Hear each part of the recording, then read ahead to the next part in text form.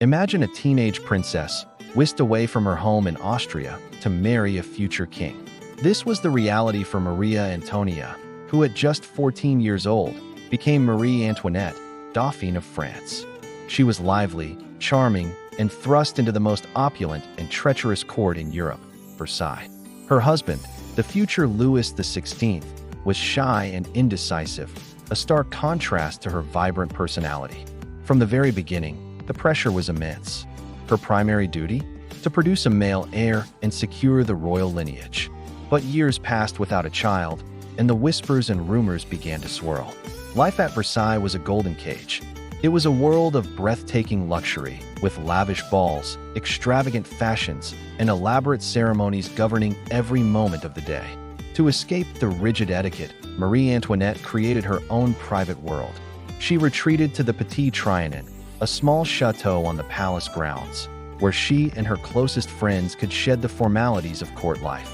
She built a fantasy peasant village, the Hameau de la Reine, where she could play at being a simple milkmaid.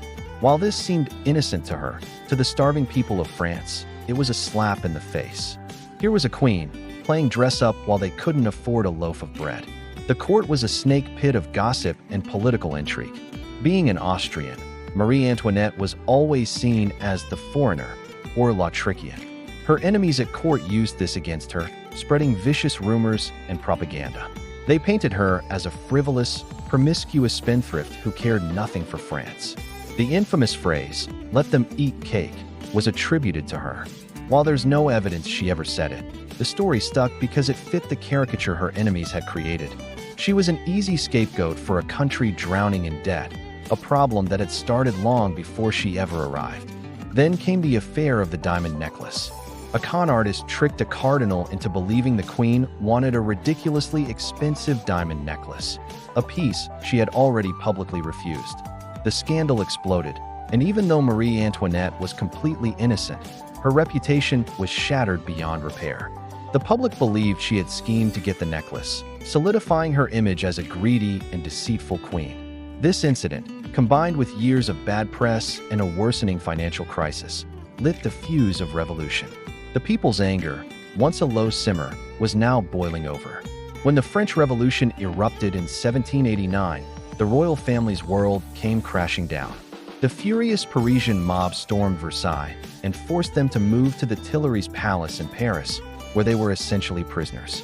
Their failed attempt to escape in 1791 sealed their fate. Louis XVI was tried and executed. A few months later, it was Marie Antoinette's turn. Stripped of her titles, her children, and her dignity, she faced her accusers with a courage that surprised many.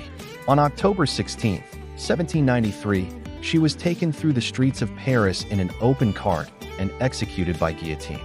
The young princess who arrived in France full of hope met a tragic end, becoming a symbol of the monarchy's downfall.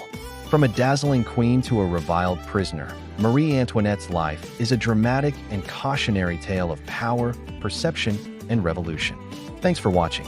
If you found this story fascinating, don't forget to like this video and subscribe to our channel for more deep dives into history's most compelling figures. See you next time.